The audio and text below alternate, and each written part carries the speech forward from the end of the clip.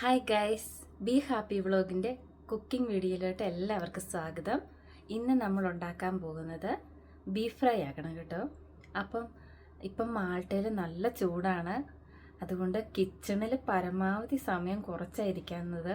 എത്രയും വേഗം അവിടുന്ന് ചാടി രക്ഷപ്പെടാൻ നോക്കും കേട്ടോ.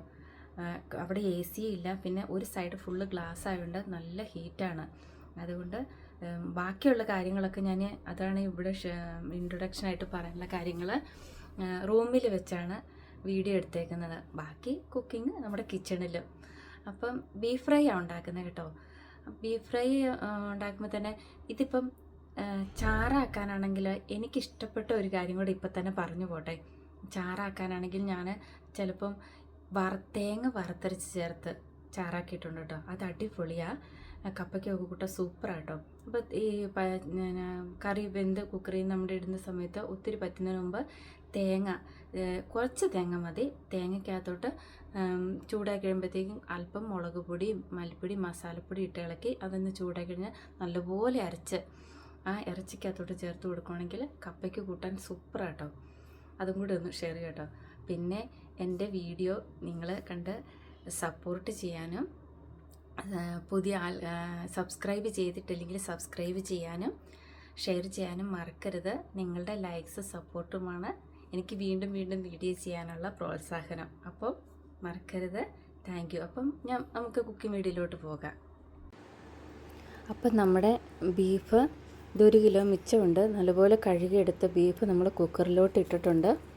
അതിൻ്റെ അകത്തോട്ട് ആവശ്യമായിട്ട് ഉപ്പ്, മഞ്ഞൾപ്പൊടി, അതുപോലെ തന്നെ കുറച്ച് മല്ലിപ്പൊടി, മുളക് പൊടി, പിന്നെ മീറ്റ് മസാല ഇതെല്ലാം കൂടി ഇടുക. എന്നിട്ടൊന്ന് അതുപോലെ തന്നെ അതോടൊപ്പം ഇഞ്ചി, വെളുത്തുള്ളി, ഒരു 1-2 പച്ചമുളക് അരിഞ്ഞത്, കരിയാപ്പല ഇതെല്ലാം ഇട്ട് കുറച്ച് സവോള അധികം വേണ്ട, കുറച്ച് സവോളയോ കുഞ്ഞുള്ളിയോ ഇട്ട് ഒന്ന് ഇളക്കിയിട്ട് നമുക്ക് വിസിലടിപ്പിക്കാൻ വെക്കാം. ഇപ്പം വിസിലടിക്കുമ്പം 4-5 വിസിൽ മതി. നല്ല മുറുക്കമുള്ള വേവുള്ള ഇറച്ചിയാണെന്നുണ്ടെങ്കിൽ ഒന്ന് നോക്കുക. 4-5 വിസിലിന് ശേഷം ഒന്ന് എയർ പോയി തുറന്ന് നോക്കിയതിന് ശേഷം വേവ് പാകമായില്ല എന്നുണ്ടെങ്കിൽ നമുക്ക് പിന്നെ ഒരു 4 വിസിലും കൂടി അടിക്കാം. അപ്പം കറക്റ്റ് വേവായിക്കോളും. അങ്ങനെയൊരു ചിലപ്പം വേവ് കൂടുതലുള്ളതാണെങ്കിൽ 8 വിസിലൊക്കെ വേണ്ടി വരും കേട്ടോ. അപ്പം നല്ലപോലെ വെന്താണെങ്കിൽ നല്ല സോഫ്റ്റായിട്ടിരിക്കും. അപ്പോൾ ഇതെല്ലാം ഇട്ട് ഇളക്കി നമുക്ക് കുക്കറിലോട്ട് വെക്കുന്നു. വിസിലടിച്ച് കാറ്റ് പോയതിന് ശേഷം തുറന്ന് നോക്കുന്നു. വേവ് കുറവാണെങ്കിൽ ഒന്നും കൂടെ വെച്ച് വിസിലടുപ്പിച്ചിട്ട് പിന്നെ എടുക്കുന്നതായിരിക്കും എളുപ്പം, പെട്ടെന്ന് കറിയാക്കാൻ. അപ്പം നമുക്ക് കൂടുതലും ബീഫ് ഫ്രൈക്ക് വെളുത്തുള്ളിയാണ് നല്ലത്. കുറച്ച് വെളുത്തുള്ളിയും കൂടെ ഈ കടുക് വറുക്കുന്നതിൻ്റെ അകത്തോട്ട് നമ്മളിടുന്നു. എന്നിട്ട് അത് വഴന്ന് വരുമ്പോൾ കുറച്ച് ഉള്ളി, ഇഞ്ചിയും ബാക്കിയുള്ളതും കൂടി ഇട്ട് ഒന്ന് മൂപ്പിച്ചിട്ട് ഇതിൻ്റെ അകത്ത് വേണമെങ്കിൽ പൊടി ഇട്ടത് പാകമായില്ല എന്നുണ്ടെങ്കിൽ കുറച്ച് പൊടികളും കൂടെ ചേർക്കാം. പിന്നെ അവസാനം കുറച്ച് കുരുമുളക് പൊടി ചേർക്കുന്നതാണ് ഏറ്റവും ബീഫ് ഫ്രൈക്ക് നല്ല ടേസ്റ്റ്.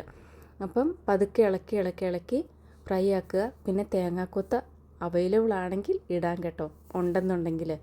അപ്പോൾ ഇതാണ് നമ്മുടെ ബീഫ് ഫ്രൈ.